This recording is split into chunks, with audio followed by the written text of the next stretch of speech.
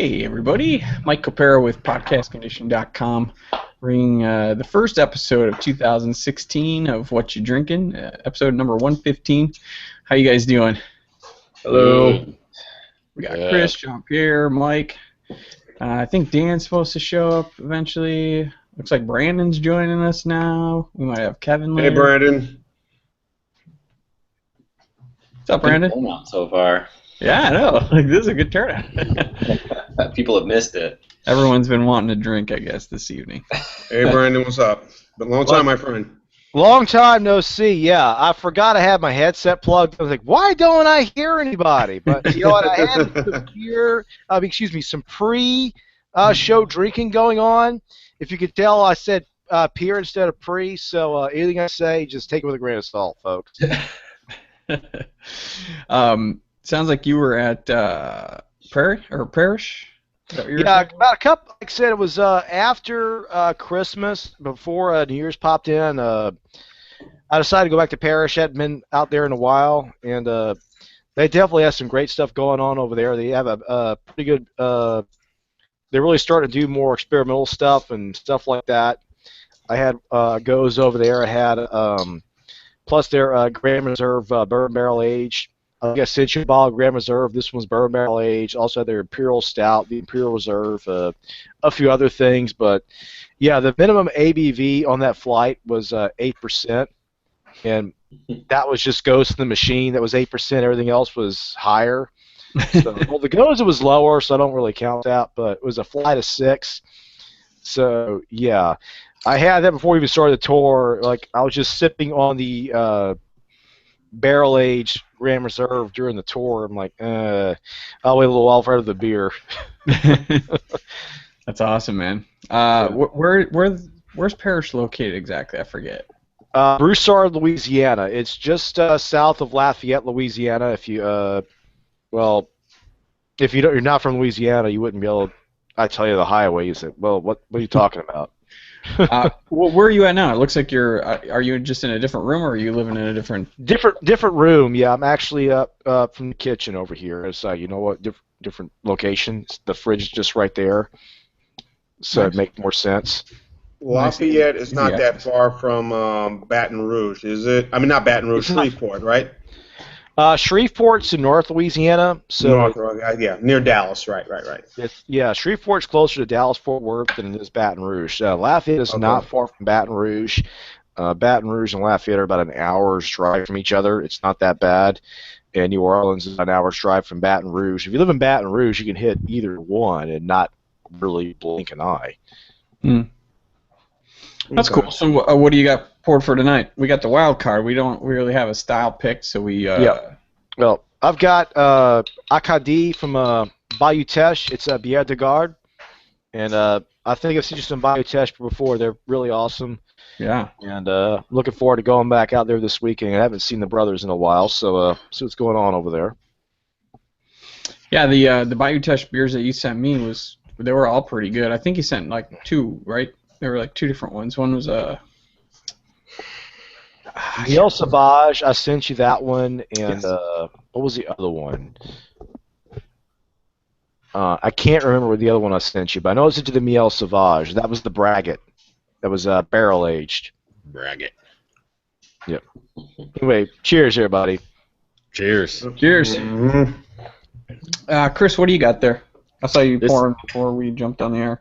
Yeah, I believe Dan and Dan's popping in right now. I believe if Dan can remind me, at the end of last show, him and I were talking after off air, and I think we were talking about Arcadia's barrel aged Locked Up, and I said I had one and I should drink it. And if this is the wrong beer, then I'll have to drink another one.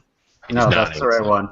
All right, so I'm drinking it because we were complaining about it and saying it wasn't that good, and I said, well, this is a 2014, so let me see if some age has helped it out a lot. It's really freaking cold, so I'm trying to let it warm a little bit. But I had a sip and it tastes pretty damn good. It's got a little bit of tartness to it, so I don't know if that's intended. I don't remember their regular Scotch ale having the tartness to it, but it may be from the bourbon a little bit. Who are we kidding, though? You were going to drink another beer after this one anyways, right? Mike, man, how you doing? How's Boston over there? Great. It's cold. Yeah. Very cold here. Did you guys get a lot of snow over there, or just was it earlier on in the winter that you guys got hit? No, we got some in the beginning of last week, but it was like a couple inches, and then it just turned to rain. So now then it's been cold ever since. So it's just a bunch of ice everywhere. That's how it is here too. Yeah, pretty What are you gross. drinking? I have the Lagunitas Equinox. There it is. Which is something I hadn't really seen before, and I scoped it out before I jumped on, and it's apparently a seasonal that's brewed between March and June.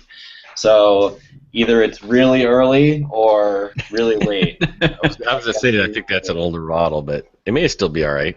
Yeah, so that's what I was going to say, is that, I don't know, maybe if it was fresh, it would be exceptional. I wouldn't say it's exceptional, but I would say it's pretty good. It's a good, solid IPA. It's 8%.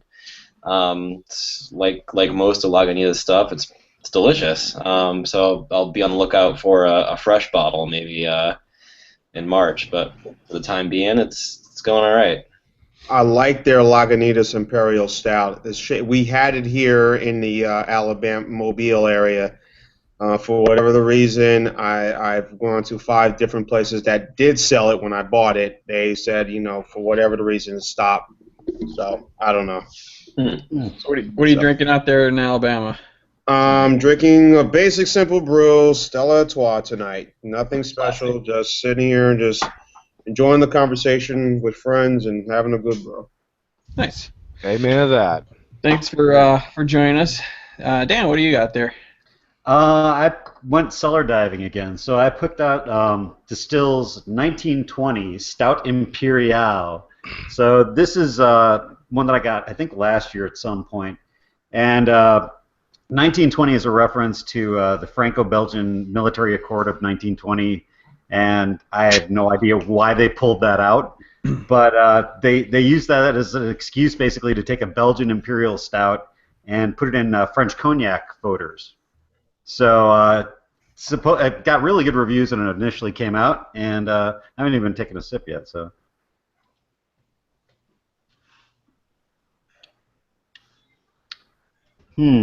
Pretty good. Pretty good. It's not. I wouldn't say it's killing me, but it's pretty good stuff. Nice. I'm not a big guy of, and I know it's just my taste because I know some people really dig it, but I'm not a real good or a big fan of aging them in anything like cognac or cognac or not cognac, as I said. I kind of slurred that a little bit. Kanye. In Kanye. Kim Kardashian is, but that's a different story. No, there we go. There we go. If you could barrel something in a Kanye West barrel, that'd be awesome. I don't want to put restrictions on the show, but I never want to hear Kardashian ever again on this. At least I didn't go there. Hey, he's not married yet. He's still West. So. But yeah, just aging in wine barrels and stuff like that. I've never been a real fan just because of I'm not a big wine drinker. So that's yeah. Yeah. No, it's hit or miss. This one is tasting a little miss. I'm getting that. Sometimes you'll get it like a taste like pennies in your beer. Mm-hmm. Okay. For some reason, I'm getting a little bit of that. Sometimes it fades away. Yeah, exactly. It's a little coppery metallic taste. It's fading away now, but I initially got a hit of it, and I'm like, yeah. Other than that, I hate that taste. What causes that? Does anyone know? No, it is definitely a fault, and I could look it up, but I forget off the top of my head. The barrels they use are they're like cool ships where they're open at the top, and people walk by and just throw pennies in them all day. That's right.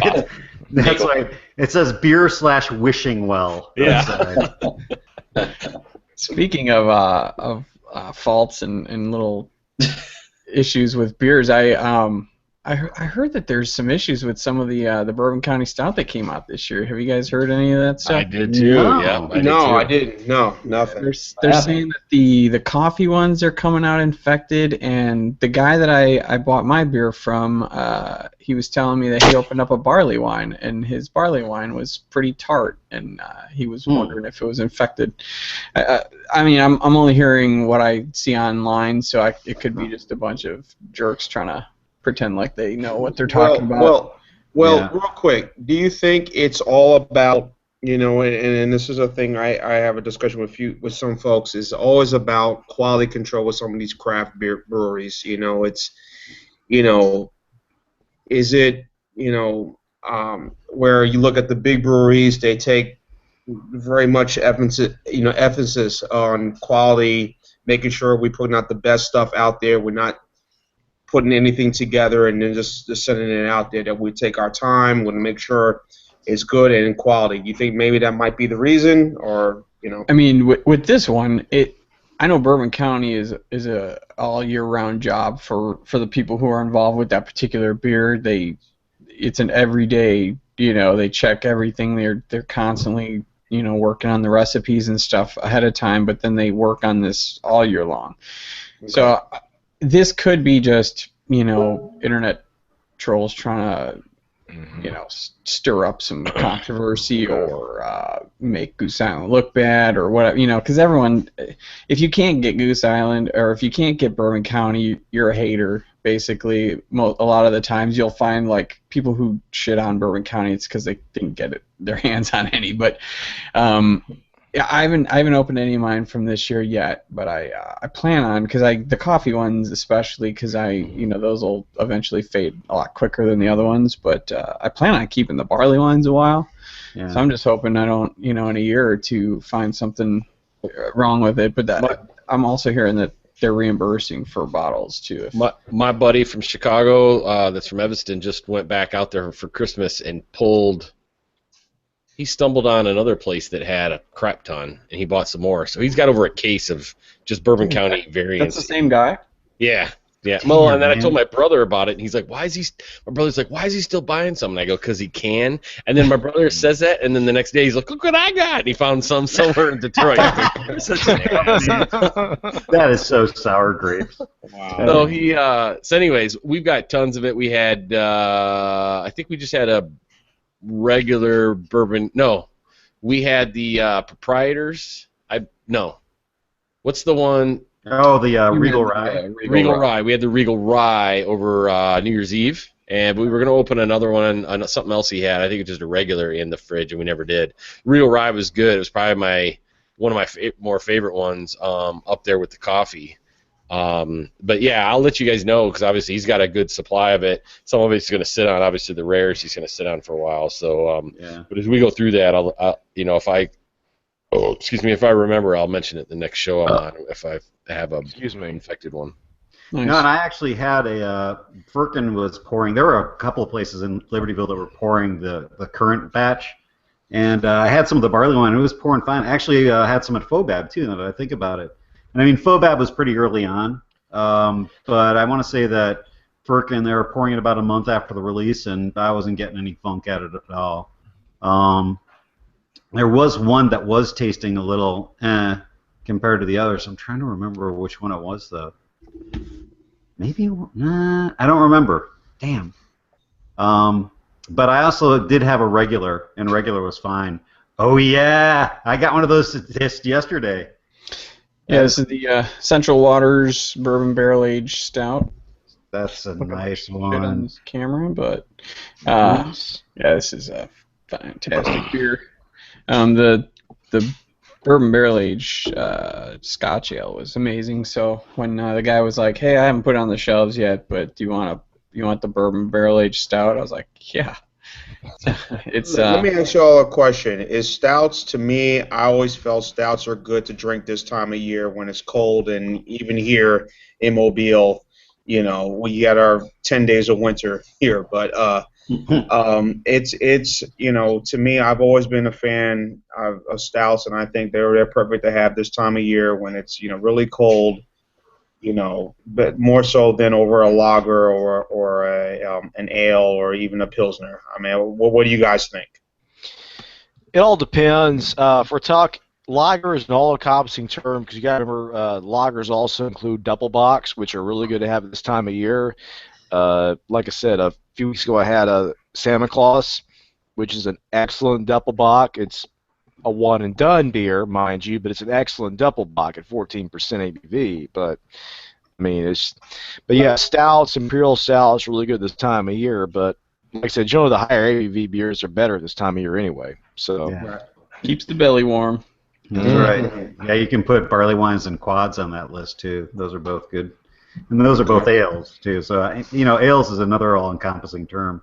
Those are really just talking about yeast strains, and if you go back to like the old European brewing terms, it gets even murkier. So, because then you're talking about brewing techniques instead of ale strains or yeast strains. So, well, it's funny. I was listening to a podcast kind of about this, where they were talking about how we're the only country that kind of does seasonal beers. Like we don't, we have certain styles at certain times of the year, which it's kind of fun because you get to kind of look forward to the different styles, but at the same time, it's like drink what you want, when you want it. But it's just the beers aren't always made around those particular times all year round. So it's but that's what they were saying. Like we're the only country that does that.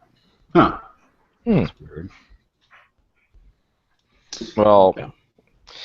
I don't know how true that is, but it is one of those things where, because there are certain breweries in Germany that, they will put out their Oktoberfest beers year-round. Paulaner does it, Spaten does it, but other breweries, they put out their Oktoberfest beers around Oktoberfest in Germany. They want to make sure it's a special release for the festival season. That's why they do it. So. Right.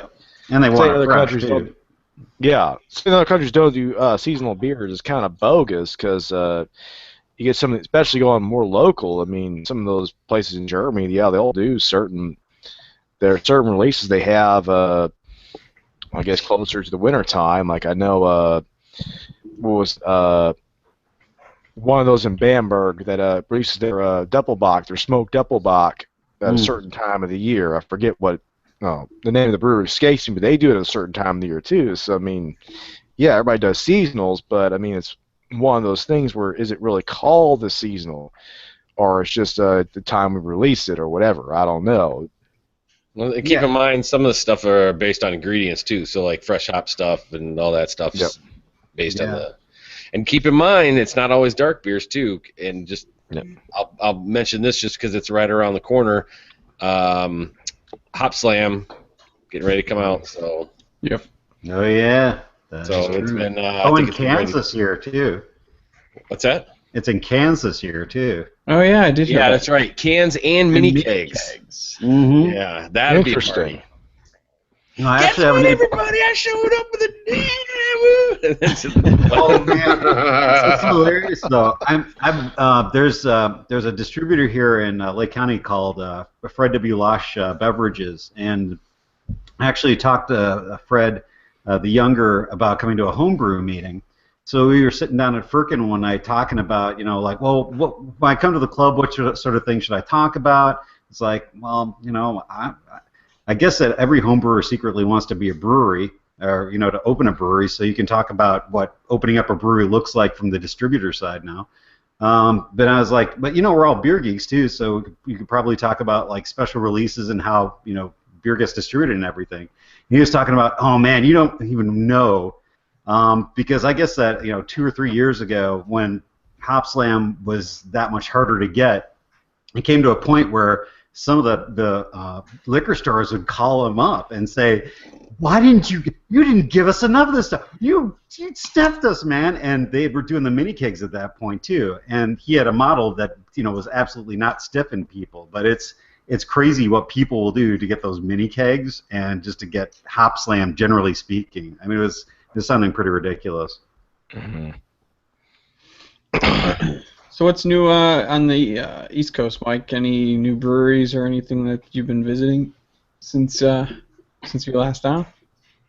It's been a while. I think when I was on last, I had mentioned I had gone to Jack's Abbey, the new brewery they have there. And it's a fantastic place.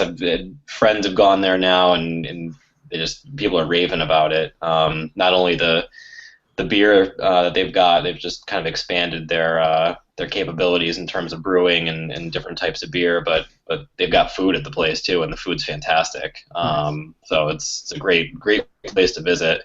It's very Spartan. Like there's really nothing. It's like German beer hall style, but like very minimal. Like no decorations. Like it's just a beer hall, and like that's that. And but it's great. It works. It's a good spot to go to. So they've opened that opened like in October, I think. So I've been there twice now, and it's great. And Trillium opened their brewery in Canton, Mass, so just outside the city. It's like 25 minutes away south of Boston. But they still have their brewery downtown, and they just kind of expanded. They've got another brewery that you can go to out in Canton. I haven't been to that one yet. I did hear that they were having some difficulties in transferring their recipes. Scaling up was a little bit difficult. I guess they were getting some weird results as they were getting used to their new equipment. But definitely you can tell already that the scale up has helped them in terms of capacity. They've got a ton of beers on. They were averaging, I'd say, like 3 beers on for growlers at a time. They just couldn't keep up with the demand. Now they're consistently at like 8, 9 options for growler fills and bottles and stuff to buy. So the expansion has definitely helped them in terms of capacity. So excited about that. Are you seeing it actually stores now, or? Actually, that's a good question. I haven't seen it in stores that much, or really not at all. There's only a few stores. I think they have them on their website, the stores that they're distributing to, and it's not many. And so I haven't seen them in stores since they opened the brewery. It's only been like a month or so it's still pretty new. But they've I'm sure it's on the way, because they're definitely able to keep up with the demand now that they're selling directly. So that's cool. Sure it'll be so around. there's a tap room at this new location. Is there? Because there's a lot of restriction on the original downtown location. Yeah, I mean they initially had a license to pour, and they did tastings and stuff at their original location. And then they had a licensing issue, and they couldn't do anything for a couple months. It's probably about a year and a half ago now that happened. And when they came back, they were no longer doing samples. And if you've ever been there, it's so small that it doesn't really even make sense to do samples. It's a tiny place that they have. So at the new brewery in Canton, they do have a license to pour, and they're doing samples and stuff there. It's again, I haven't been. I understand it's much smaller than the new Jack's Abbey place, but it's certainly big enough to accommodate people going in and doing tastings and stuff. Actually, going in the other direction, I just heard that Pretty Things is done. Yeah, they're wrapping it up. So what's the story on that? Because I saw the blurb, and you get the simple sort of message from the brewer saying, "Well, it's been a good run, but we're done." So, do you have any more on that? So I think we talked about this, maybe it was like a year ago or so, where there was an issue in Boston. The brewer, or the owner of Pretty Things, had called out certain bars in Boston, saying that they were playing favorites in terms of what they were allowing on tap, and they were illegally, at least in Boston, it's illegal for them to accept money in exchange for tap placements, or I don't know what the law says, but essentially that's what it means, so that you can't play favorites essentially with your taps. But so he called out a few different places for doing that, and there was a big backlash against him, both by the bars that he was accusing and others, saying, what are you doing? Like you're just calling attention to us, you're calling attention to yourself, you're calling attention to the industry from the regulators that no one wants. Right. So far, those claims that he made were unfounded. There's been no one that's been shut down or penalized for that or anything. So the backlash may have been correct. Who knows? But there's a theory that has kind of played into the fact that they are now closing their doors. I think there's another one too, because this came up on an episode of Good Beer Hunting with Uniane, which is a brewery here in Chicago that wasn't transient, but they never had a tap room. And obviously, Pretty Things was never going to have a tap room. So as a result, they never had a good revenue stream coming in other than their distributor, and there was enough getting chopped off on the top that it was not a viable business model. I would not be surprised if that played into it as well. They just never had a tap room. Yeah, I think you're right. I think that's definitely true. And they had, you could get their beers all over. I mean, every store around here has at least a couple of them. So their distribution was good. Yeah, but yeah, maybe it just wasn't sustainable. But dealing with just distribution, like Dan's saying, without a tap room, because you're getting a large cut taken out when you go through a distributor, as opposed to just selling direct at a tap room. Or even self-distributing if you can manage it. Yeah, that's what some can do when you're kind of small, but yeah. But even like Pipeworks used to self-distribute, and now they're shooting out all over the place. So it's like once you get big enough, you kind of have to go with the distributor. Mm-hmm. But I've been they make some good beers, and so I've been kind of snatching them up when I see them. They make a saison called Jack Dior. That's fantastic. That one, that's really good. Yeah, Oh, go ahead. I had one last night. I was at a going away party for one of my colleagues. Got a new job, so we went out and had some drinks, and they had it on the menu, Pretty Things, Jack Dior, and I asked the waiter, I'm like, do you really have this? He's like, oh yeah, we got a ton of it, and I'm like, just bring a few bottles, like people here are gonna drink this stuff, and so we had some last night, and but it's getting harder and harder to find, that's for sure. No, and I actually have a bottle of their barley wine from when I was out there last spring. Man. So I'm sitting on that one, but now I'm kind of like, I don't know when I'll ever open it up because I can never get this again. This is it. That's done. The important question is, have you had any revolution yet? Oh, yes. Good question. Yeah, I'm very, very happy that has been popping up, and yeah, I've got some Fist Miss in the fridge downstairs, and have what's it called, Eugene. I've been seeing that around a lot. That's a great porter. Yeah. So yeah, it's around, and funny, I haven't seen it on tap anywhere yet, but it's in stores, so it's getting there. Nice. Yeah, it sounds like you guys are getting pretty much the full gamut of everything that they put out. As far as even the bombers too, right? Like you're getting the double fist and. Yeah, I did see double names. Is it me or did I just think like bad, nasty porn? Well, there's the logo. Each tab handle. Next on Cinemax, Fistmas. That's too graphic for Cinemax. I'll be watching Nickelodeon the rest of the night. Thank you.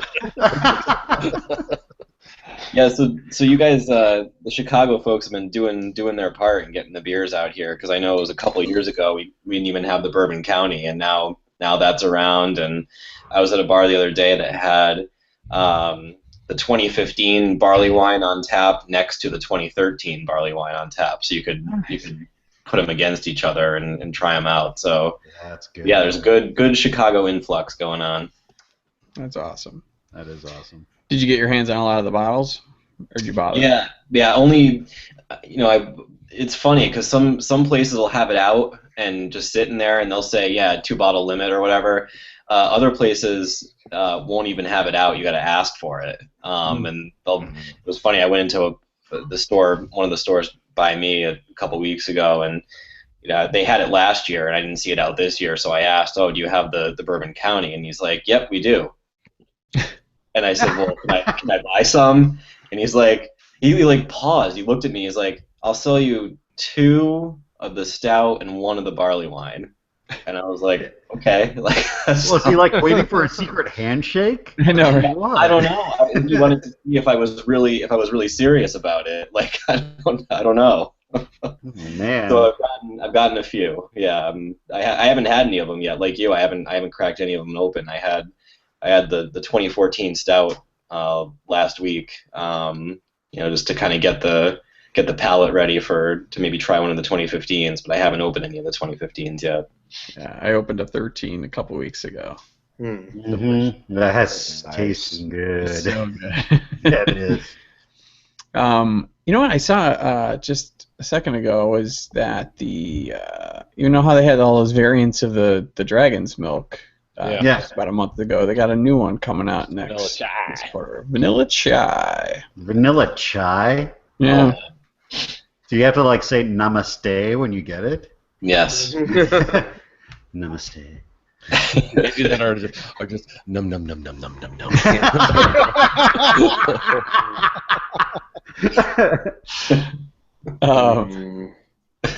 Charlie Papazian stepped down as the president of the Brewers Association. Oh, that's about time. He's been like president for life. Kinda. Well, I mean, I see that Albita, talk about the New Orleans down there. Albita's going to brew a hard root beer. They already have. Everybody jumping on the hard root beer thing. Yeah, no kidding. Guys, I'm sorry. I'm just I'll one talk of those about who's it. just not a big fan of the root beer. Oh, that's right. I think. Wait, Brandon, didn't you like go to?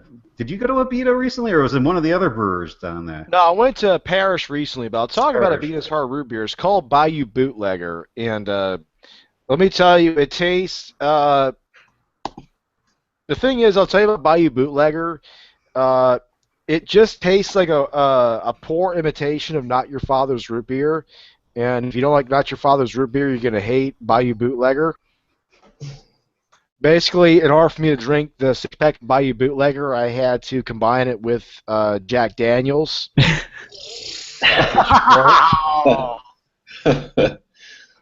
Yeah, that's how that worked. But then I tried Not Your Father's Ginger Ale, which was pretty good, but I wouldn't want to even have a full bottle of it. I just had a sample of it. I didn't want to have a full bottle of it. It's like everybody is jumping on this hard root beer bandwagon. I don't know how long it's gonna last.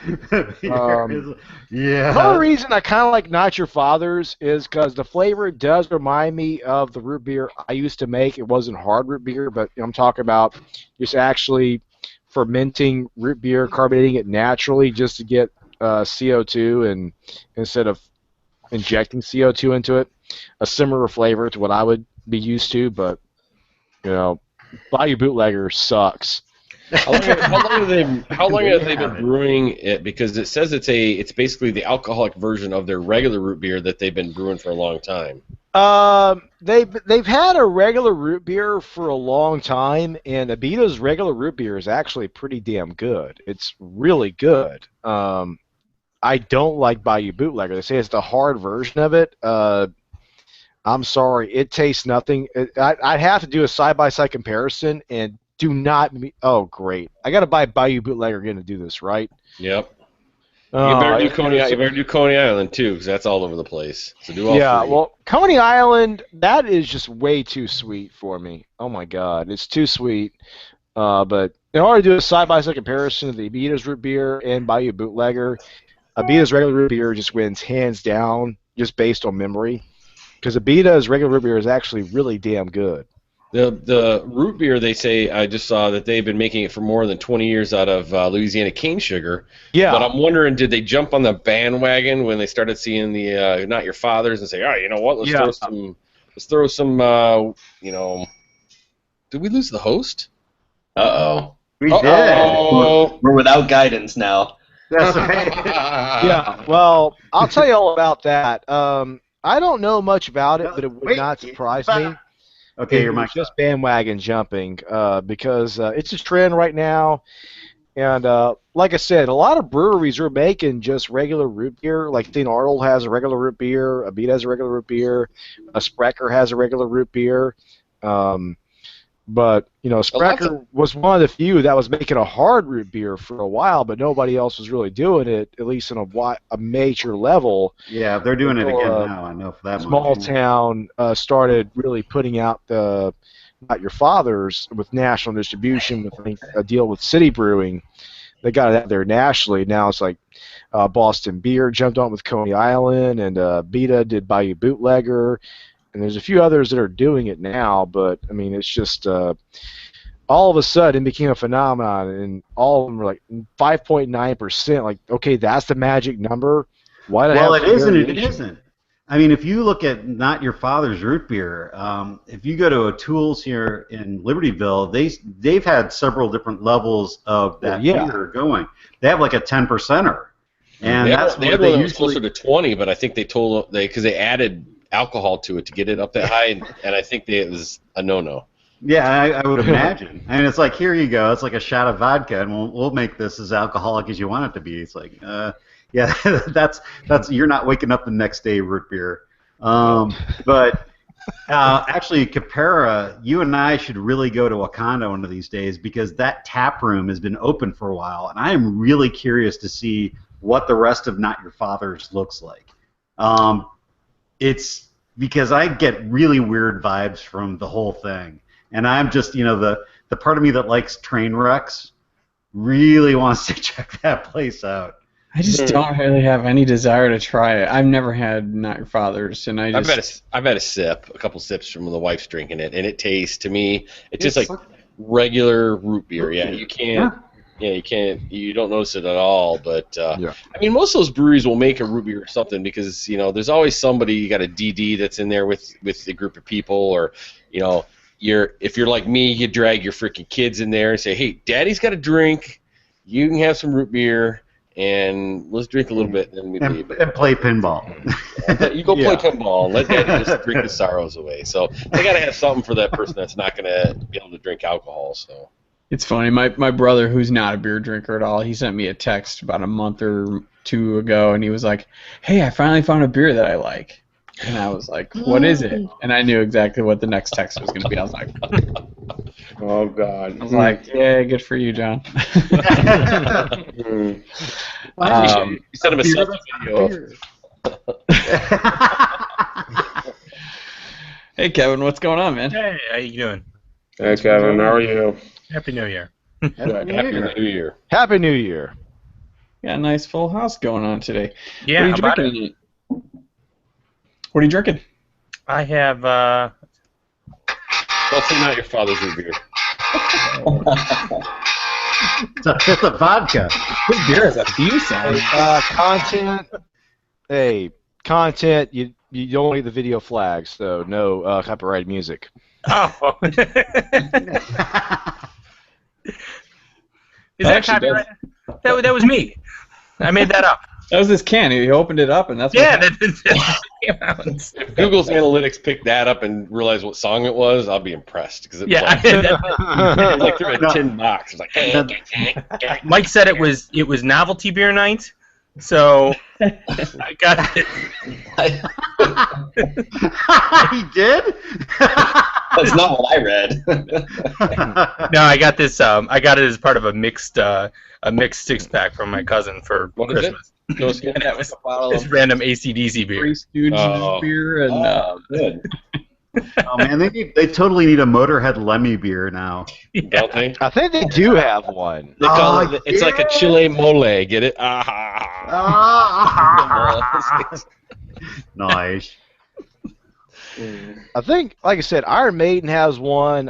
I thought Lemmy had one. I'm not sure. I have to look into it, but I know Iron Maiden has one. Trooper beer. I still have the can over here. If there's not an Ace of Spades beer, there's got to be an Ace of Spades. I drink, and I think I threw the bottle away. My daughter and wife got me the Justin Bieber head one or whatever it is. Yeah, that's right. I remember that one. That's a good beer, though, man. Joke. Yeah, that was a good beer. Yeah, I feel like it. It's kind of a sour type beer, but yeah, I was like, oh, I've seen this on the shelf. Why did you guys get this? But I'll drink it. I'll be like Justin Blaber or Justin Blaber or something like that. Yeah. Quick question, guys. Do any of y'all have a brewery / eatery that has done very well for you guys in the cities you lived in? Because we had one here in Mobile called Hurricane Brewery, and it closed and became another restaurant. Now they're trying to open up another one at an old tire shop, which is now going to be a brewery. And I'm just wondering with you guys, and where I'm from, originally from the Northeast, I'm from New Jersey originally, we've had several, and they're still doing pretty well. I'm looking at the area where I'm staying at right now, and I'm saying to myself, okay, we had one here. What makes you think this second one's going to work the second time? So I'm asking you guys, have you had any who've opened originally and then did any of them close, or are they still going strong to this day? Going strong here. I mean, and it's this tiny little Libertyville north of the city, but Mickey Finn's actually had beers that placed back in the 90s in the Great American Beer Festival. They're still doing fine. Now, as far as their brewing operations, they haven't really adventured far since then. But they're still open, they're still popular, and still doing fine. So there was a wave of closures in the Chicago area, but that was a while ago. Right now, I think we're on the climb. I mean, what do you guys think, Kevin and Mike? I haven't seen anything closing here in Chicago. If anything, there's so many breweries, new ones popping up. I can't keep up. And I don't know. Eatery, right? Yeah, I mean, like Peace is a perfect example. Peace is like a weird example though, because they don't bottle, they don't distribute, they don't do anything, but they have two great things. They've got amazing beers, award-winning beers, and then their pizza is just outstanding. So and they're always packed at all times. You almost always have to wait to get in and have a seat, but.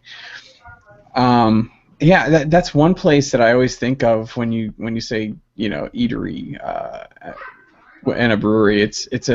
There's nothing like that in Chicago. I don't think. I can't think of another brewery that has that kind of a niche. Well, Haymarket is kind of that way, but I mean because they've got food and beer, but yeah, they're definitely not on the Peace level of sort of knocking out. Well, I mean, has Haymarket? They've been a GABF winner, haven't they? Well, also they're going to be distributing and bottling, I assume, probably this year. They're opening up a location in Michigan. All right. I was going to say because I haven't yet. Well, the other thing about Peace is it's an excellent pizza place in its own right. Like if they didn't even have their own beer, I would go there just as much if they just had regular stuff on tap and their own pizza. Whereas something like Haymarket, there's a restaurant like that on every square mile. It's very good, but I can get a pulled pork sandwich and a good unique burger just about anywhere. Well, I was going to say Kuma's. Yeah, exactly. Yeah, it would be cool. Kuma's don't brew their own beer, but that's just as good. Yeah. I think around here, and this has kind of been a rule of thumb growing up. Me and my buddy have always talked about opening our own bar or something like that back before even the craft beer scene really blew up. And I think if you're going to be a brewery or a craft beer bar, your main focus, if that's what your title or mantra is, then that's what you need to focus on. And if you're going to have food, it better well accompany it. I think with a beer bar, you need to be a little bit more eclectic, where you could be a brewery and be a little bit more rougher on the edges. Like Dark Horse, for instance, does nothing fancy, but they make sandwiches and pizzas, and the sandwiches are freaking killer. Oh yeah, they are. And that's all they are. I mean, they don't make unlike if you go to Three Floyds, you're getting this eclectic popcorn made with goose fat. You're like, what? Yeah. And you've got to be careful with that model because Firkin here in town, which is classic beer bar, craft beer bar, their food is kind of getting and the reason for that is that they have something that they designate as specials. They've been putting out the same specials annually for about the last 2 or 3 years now. There's nothing special about it. I mean, it's just a rotating. It's sort of their seasonal food offerings. Bad management is what I'm guessing on that. So yeah. But then you've got little places like we're gonna have for my going away kind of after 5 o'clock, 5:01 on Friday. There's a brewery like a block from City Hall where I work at in Kalamazoo, and it's literally the size of the room I'm in now, like my living room, and which is not where I'm at, but. It's not very big. I mean, you get 20 people in there, and it's packed. And they sell basically no food. They give you some. Okay, you can get like a microwave pizza or something like that. Some. And so I'm not big on that. Toaster oven pizza. I think they'd be better off getting rid of that and just being one of those places that says, okay, we're gonna make because they make great beer. But I think they'd be better off saying, okay. We don't serve food, but we don't care if you bring whatever in. You want to order a Domino's and have them deliver it? eat it in their place. You know, you want to go down the street and get something a little bit nicer and get it in a doggy bag and bring it in here. We don't care. You know, bring whatever you want. But here's our beer choice, and that way you get those people that are just, you know, I'm hungry and I don't feel like microwave pizza. You know, let's get up and go somewhere else where they've got food. Or if you can order it in, I think that can help you out if you're not a big enough place to actually support a kitchen and a brewery or a craft beer bar, for that matter. Right.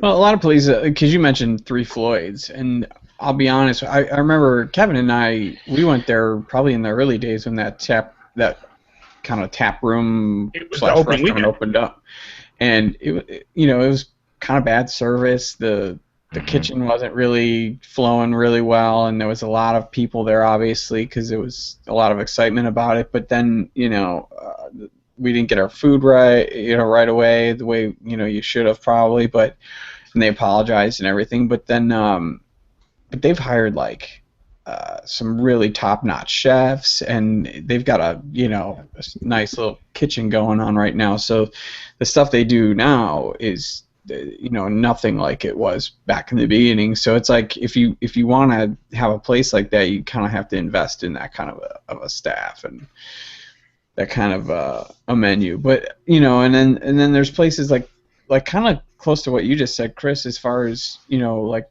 a place that you can have food brought in or whatever. Lots of those places. Half Acre, you can do that. I was going to say that. I don't remember them having a kitchen. Yeah.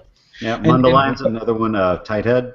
And Revolution, you can, if you go to their original location, they've got an amazing menu. Like their food is phenomenal.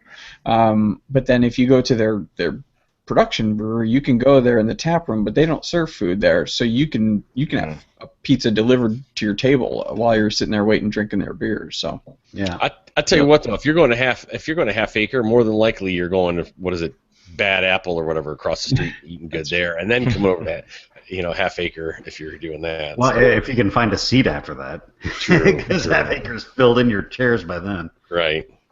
Yeah. Well, I've got a few stories about Louisiana as well. I mean, one, we do have a brew pub down New Orleans called Crescent City Brew House. I posted a link to it in the chat room. Now, it also has their menu and stuff like that with their beers. They do have a seasonal beer. Their food is really good. It's not a normal stop for me in New Orleans. I prefer to go to NOLA for their beer because they do usually have some brewery specials, a little more on tap at the brewery. But if you go to Bayou Teche on Saturdays, the last one we went on a Saturday, when they do their tour, they do have Cajun French music, and this one guy was outside, he was barbecuing, and he had boudin. Well, if you're not from Louisiana, I mean, John, you know what boudin is? Okay, yeah, in Louisiana. Well, boudin, there's two types of boudin we get in Louisiana. One is commonly found everywhere in Louisiana is the boudin blanc, which is boudin actually means blood sausage, but boudin blanc is without the blood. Well, boudin rouge is with the blood. He had both. And I'm like, oh, yeah, because pretty much to get the boudin rouge, you pretty much got to be a slaughterhouse because of FDA regulations in this country. You really can't get legitimate blood sausage unless it's at a butcher house. Right. So they had it over there, and he was barbecuing other stuff like that. It was amazing. Now, Abita's original location was they have the Abita Brew Pub now. The Abita Brewery is not too far down the road from the Brew Pub, but they do serve the Abita beers on tap at the Brew Pub, and they do have good food over there as well. So we do kind of have that in Louisiana as well. Not as, which is kind of funny. It's not as big as you would expect in Louisiana. As much as we like food in Louisiana and we do like beer, but I think it's going to catch on eventually, but it's going to take a little time. Well, and I think it's a business model thing too, because I mean, even in Chicago and pretty much any city that I've been to, you get a lot of breweries who just don't want to focus on the food. Because they're just like, we've got our tap room, we've got our beer, that's what we're good at, and we've got enough local restaurants that just put the menus out there. Yeah. So I think a lot of it really comes down to, are you going to go there as a business model? And, some do and a lot don't. Right. Well, it's tough to do because it's one of those things where when I think about it, it's just there are places I go to that may have fantastic beer selections, but I mean and like I said, there's different like I said, there's different tap. Like I said, in Baton Rouge, I go to the Chimes, and they have a fantastic beer selection. They're not a brewery, but they're a bar. They have a fantastic beer selection. The food's really good. Yeah. So I mean, there's room for that out there, but it's just making it work as a brewery and as a restaurant, which is really tough to do because you got to really bring it. Oh, yeah. Bring it Yeah, you do. in both Interesting to areas. see the different routes that these places take and how they get to where they are. So if you guys have been to Boston before, you probably saw the Boston Beer Works, which started out as just one location brew pub. Now it's in 5 or 6 locations, including Logan Airport. There's one in one of the terminals at Logan Airport, and now they bottle too, so you can buy their beers in stores. And the Cambridge Brewing Company is similar. They've had one location in Cambridge for probably 10 years or something like that. They've been there a long time, and in the last probably 2 or 3 years, they started bottling their beer too, and now they distribute it. And they started out as restaurants, as brew pubs, and now they've kind of gone into distribution as well. On the other hand, you have Jack's Happy, which I was just talking about, that was just a brewery. Then they built a new brewery, they expanded, and now they started serving food, and the food's fantastic. So kind of 2 different ways of getting to the same place. Well, I wanted to say that I was this close to bringing the Jack's Abbey beer that I got in Boston onto the show. I really want to drink that beer. It's like a barrel-aged winter lager or something like that. It's a big beer. Is it the Framingham? Yes, I think that is. That sounds familiar. They've had so many different varieties of that. Like every one, it's great. They have right on tap right now. They've got a mole version and an Italian. I don't know what's aged in some kind of weird barrels, but it's an Italian version too. Italian Framingham or something they're calling it. But those are good. It's a good beer. Nice. All right. Chi-Town's in the house with some pig. Pig in the mood. Am I reading that? Or is that Pig in the wood? Pig in the wood. Yeah, it's a ale. Ale just as ale, aged in whiskey barrels, and I've had this before, and it's So you're pouring yourself a glass because you're forcing yourself to drink the beer. Oh, I like that you're getting yourself excited about it though. I don't turn beers away at all. My liver welcomes. It's an equal opportunity liver. It welcomes all beer. It's a revolving door of alcohol. I tell you what, in that case, Chris, I'll bring you. Tell you what, Chris, I gotta break this out now. No, I'm not doing any malt liquor, dude. I'm telling you, I'm laying it down. Hey, it's a Hellas Doppelbock. Depends on what it is. So, right? Oh. What is it? What is it? Gold Bull. What was that? The I didn't Schlitz know. Hold Gold it up there. Bull. The Gold Bull Schlitz. Oh yeah. Yeah, No, I did drink. because when it's gold, it makes it better. John will tell you it's a very sweet beer, and Very you sweet. have to Very sweet. just drink it out of the freezer very fast, or else.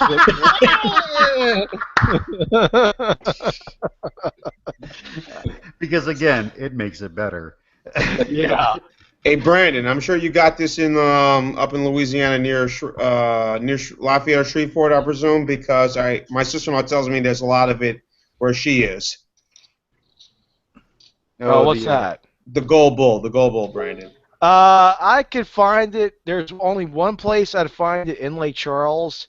Oh, and, Lake Charles. I would actually just outside of Lake Charles, and I'd just pick it up and bring it back home and throw it in the freezer because at 8.5% ABV, it's not gonna freeze because I knew better. It's like there's no way I'm not drinking this straight out of the freezer, which I have set to one of the lowest settings I can set of that. And yeah, it very true. With the VSL Gold Bull, the Schlitz Gold Bull, along with Icehouse Edge, if you do not drink it quickly out of that freezer, you're gonna have that sort of reaction I had, which sounds really crazy. You drank it warm. I remember. Yes. Yeah. It's Yes. But like I said, it was like less than about like $1. This is like $1.50 a 25-ounce can, a 24-ounce can, which was like, wow. Oh man, cellar that bitch. I don't recommend cellaring it at all.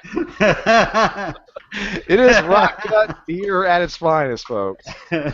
So, Kevin, we never got a review on your AC/DC beer. Well, how is that? How is it compared to the Iron Maiden, which was remember the name of the style of that Iron Maiden beer? Wasn't it like 20 words long or something like that? I don't even know what beer you're talking about. Didn't you have the Iron Maiden? Oh, you're talking about that beer that I didn't like? No, that wasn't Iron. That was like that Eastern European beer. Yeah, no, that was the East. That was the week that we were supposed to get beer from countries we couldn't pronounce or something. That's right. That was from Latvia or something. That was the worst. That was the worst beer I've ever had. That was It called itself a Belgian style quad bock. I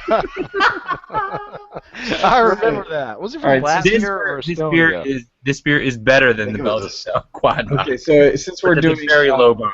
Since you're doing a gimmick beer, how does that compare to the Three Stooges beer that we? This is better than the Three Stooges beer. But part of that is that this is not at room temperature. Ah. Now, have you had the Holy Grail ale? I mean, as long as we're going to throw, feathers in the hat here. Are we talking about next week's style, guys? Are we talking? No, God, no. Next week's style, everybody gets Schlitz Gold Bull and wishes they were dead. That's right. That'll be the church in the back home bulls. and get it. So. Okay. Chris is like doing another show. Exactly. No. We've got a show going on here, Chris. Yo. Thunder. I'm always doing the audio. Remember last time I was doing the soundboard? Remember it was like, hey, and stuff like that. Oh yeah, how'd that work out for you? It worked horribly. Nice. So what do we want to drink next week? It's 9:00 now, so. I want to drink beer next week. I was gonna say. Same topic, anything, whatever. Father's ritual. It's I finally say gotten to spin the that wheel. level. Is there a wheel to spin? Wait. We could actually start throwing root beer on the wheel now because. No! God! And none of that, not your father's ginger ale. Ugh. Look at first to hit malt liquor. Wrong! Bad astronaut. And Mike, the link that you sent for that ginger ale, like the first picture of that guy, that was the reason why I kind of had to jump off because it like screwed up my whole computer first of all. but then I think it was that guy's face. That to me. It's a ginger beer, and he gave me 2 cans of it. And the first can I was like, this is terrible. I'm not even gonna drink this. And I just set it down and then forgot about it for a few hours and then dumped it.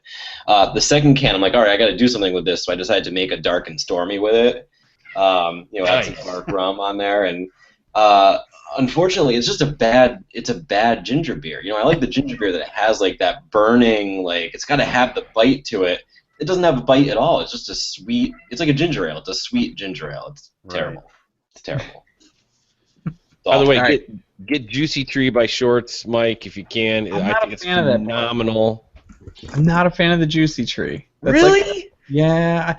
I hate gin, and to me it just tastes like Christmas. Maybe I'll go back and I'll try that one again. But I had it 2 years ago at the pub, and I remember thinking like I was all excited to try it, and I was like, I don't like it. I feel like the cat from Christmas Vacation sucking on the Christmas tree water. That's what it tastes like, totally. I think the cat is about to burrow its way through that door. I know. Yeah. She's Gonna have a cat rage. God.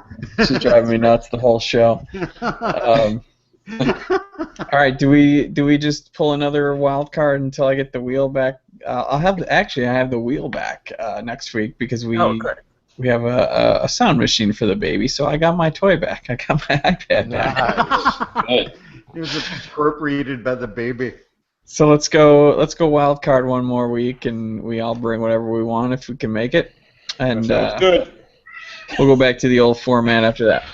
All right, I gotta get this That cat out of here. wants out. I was So gonna bad. say, it's like I want opposable thumbs now. Literally sticking her arms under the table or under the door like she's gonna like fit. What do you do to that cat, man? I don't know. Too much beer. All right, guys. Thanks for joining. It was a good All right. turnout. It was a good first episode of 2016. We will see you guys next Wednesday. Cheers. Cheers. Peace. Good night. Cheers.